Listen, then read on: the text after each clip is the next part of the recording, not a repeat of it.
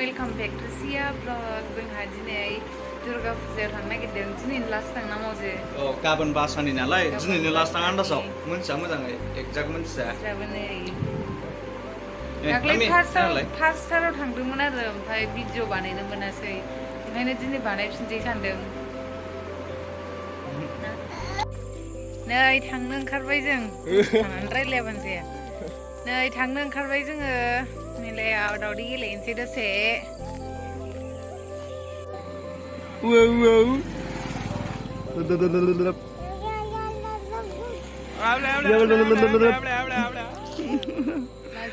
लाजलायो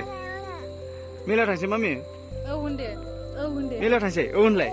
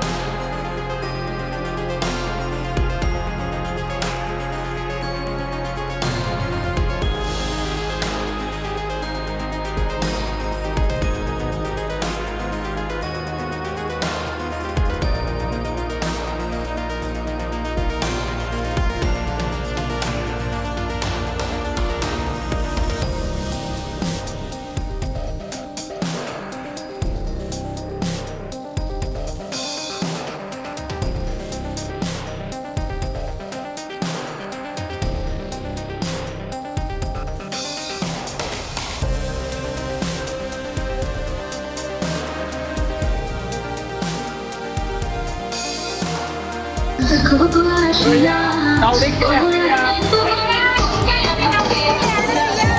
ओंखायनो बावनो फैनांबाय आरो दावदै गेला गैयैखाय फुजाखौनो नायफैनांबाय फुजानि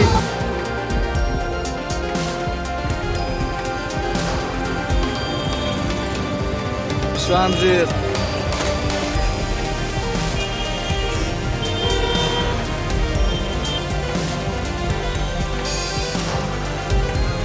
जों दाबो साजायनायखौ नायनोसै थारमाने मेलाखौबो देखायनोसै दां थिनालियाव जागासिनो नालाय दा जोङो नैखौ देखायगोननो फुजा जानायखौ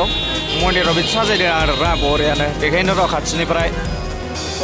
जोङो मोनाबाबो फैथारबाय आरोना मोनानि खयथा जागोनमोनलाय दा 7:20 जाबाय आरो मोनानि थेवबाबो जोङो फैथारबाय हा मिस्टेक जोङो 8:20 जाबाय 7:20 लायनो मोनानि 8:20 आव फैब्रबबाय आरोना बेखौ देखायनो थाखायनो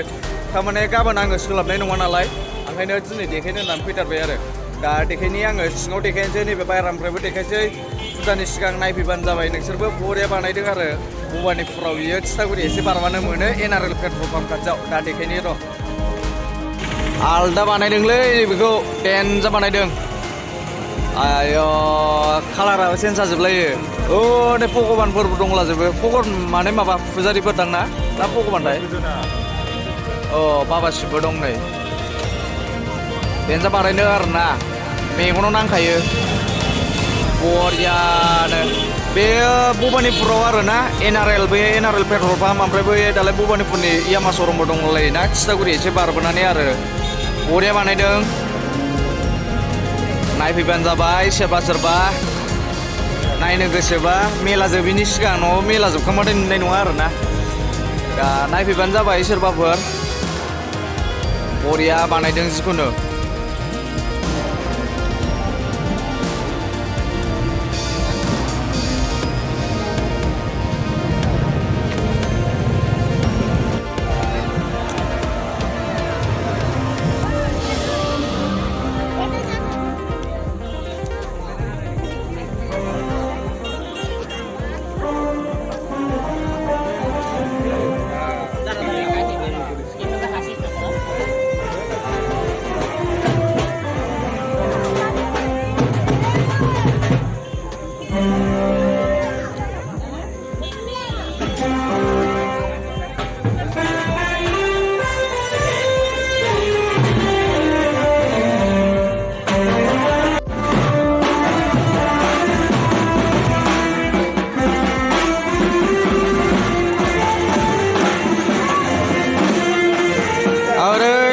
मानसिफ्रा फुजा हैयो ओमफ्राय ओरै फैसिनो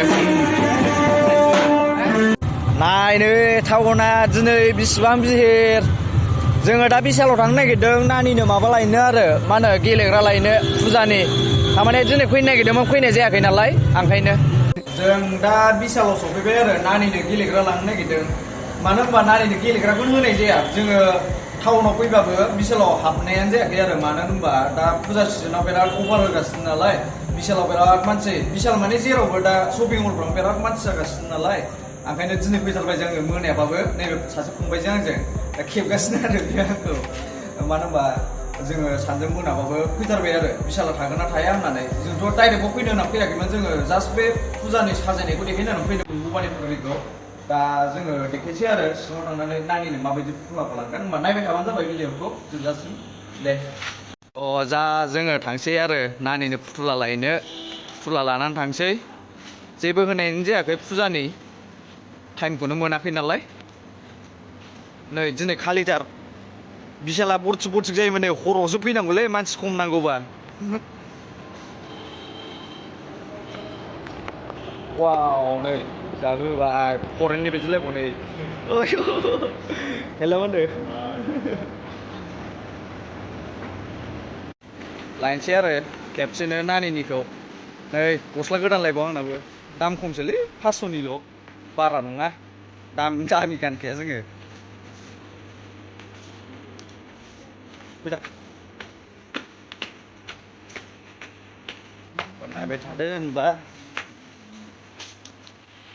खुल्लुं खुल्लाथार नै मोनायावसो गस्लाखौ माबायदि नुदोंब्रा सोदोमानिखौ फैदा नोंनाबो मोजांब्रा नै बरिया नुदों मिनिखौबो वाव खैथायाव बन्द' जायोथाय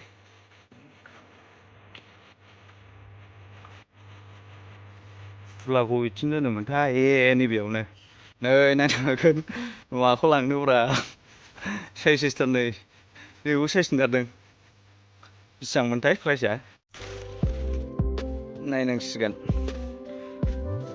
नैबेखौबो साइज नुदों माखौ लानोथाय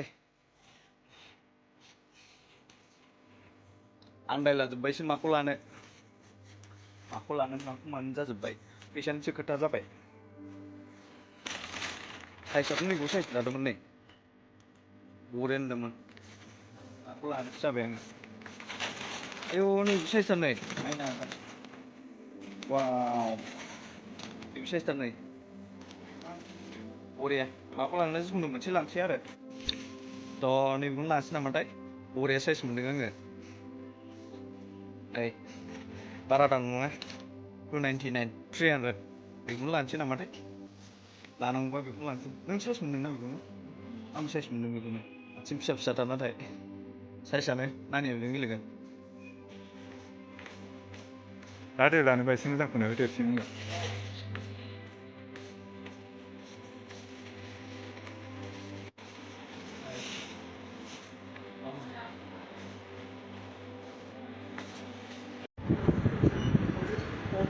सोंहरलायो नामा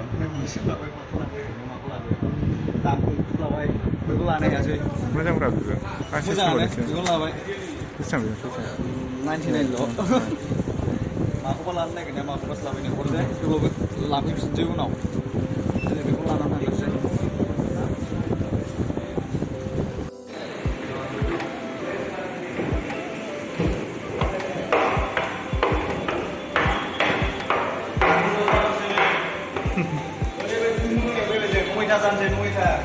बन्द' जाखो फैनो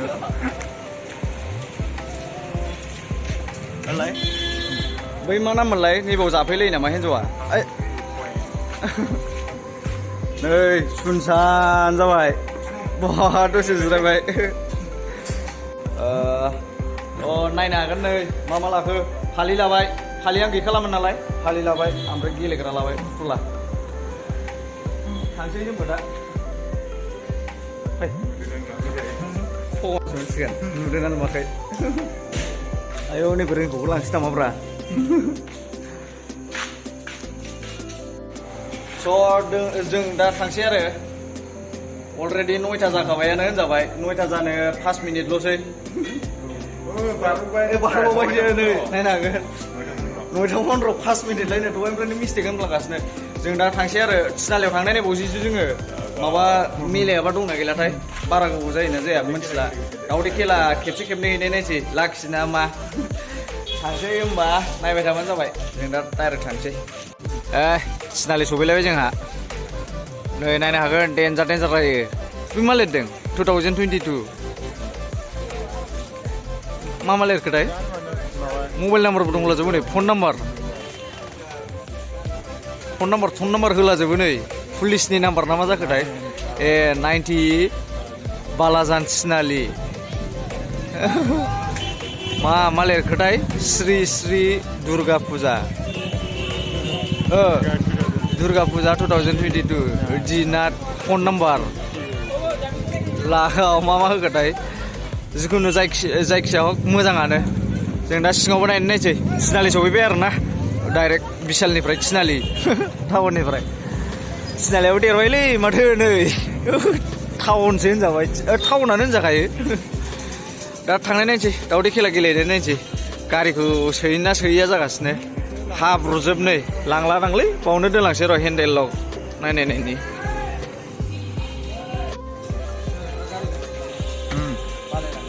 जाबाय